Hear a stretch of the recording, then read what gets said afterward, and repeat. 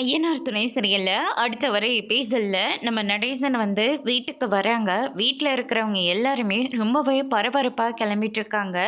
சந்தாவை நம்ம அங்கே விட்டுட்டு வந்துடவே கூடாது. என்ன ஆனாலும் பரவாயில்ல, நம்ம சந்தாவை அங்கேருந்து கூட்டிகிட்டு வந்தே தீரணும் அப்படின்னு சொல்லிட்டு முடிவெடுத்து கிளம்புறாங்க.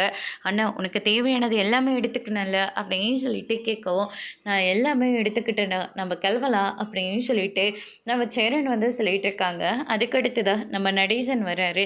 எங்கடா எல்லாரும் வரிசையாக கிளம்பிட்டுருக்கீங்க அப்படின்னு சொல்லிட்டு கேட்கவும், அங்கிள் ஏன் நீங்கள் இப்போல்லாம் வீட்டுக்கு சரியாக வரதே இல்லை, டைம் ரொம்ப அதிகமாக போயிட்டு இருக்குது அப்படின்ற மாதிரி சொல்லிட்டு இருக்காங்க.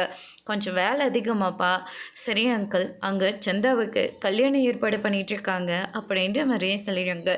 என்னம்மா சொல்கிறேன், அதான் 6 மாதம் டைம் கொடுத்துருக்கிறதா நீங்கள் சொன்னீங்கல்ல, இப்போ என்னடனா கல்யாணம் ஏற்பாடுன்னு சொல்கிறீங்க.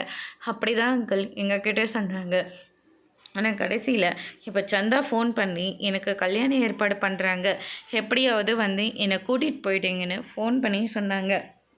அதனால தான் சந்தாவை கூட்டிகிட்டு வரதுக்காக நாங்கள் எல்லாருமே கிளம்பி போயிட்டுருக்கோம் அப்படின்ற மாதிரி சொல்லிடுறாங்க.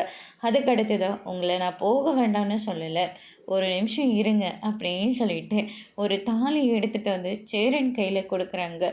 என்ன ஆனாலையும் பரவாயில்ல, சந்தா இந்த வீட்டோட மருமக, அவளை எப்படியாவது கூட்டிகிட்டு வர்றது உன்னுடைய பொறுப்பு அப்படின்னு சொல்லிட்டு ஒரு தாலியை கையில் கொடுக்குறாங்க. அதோடு இன்னைக்கான பிரமோ முடிச்சிருக்காங்க. இனி ஐயனார் துணை சரியில்லை. அடுத்தடுத்து என்னெல்லாம் நடக்க போகுதுன்னு